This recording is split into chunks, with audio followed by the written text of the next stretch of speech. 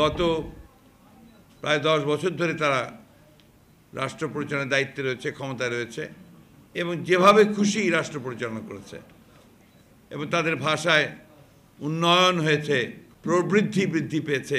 সব কথায় বাংলাদেশ তো এখন কি মধ্য আয়ের দেশের দোরগোড়ায় উপস্থিত হয়েছে। তাহলে নির্বাচনে এইভাবে একেবারে সমস্ত জনগণকে বঞ্চিত করে জনগণের প্রতিপক্ষ হয়ে দাঁড়িয়ে যাওয়ার প্রয়োজনটা কী ছিল? আমাদের যে দায়িত্ব রয়েছে সে দায়িত্ব হচ্ছে প্রত্যেকটি রাজনৈতিক দলকে সচেতনভাবে জাতীয় ঐক্যকে আরও বেশি দৃঢ় করা।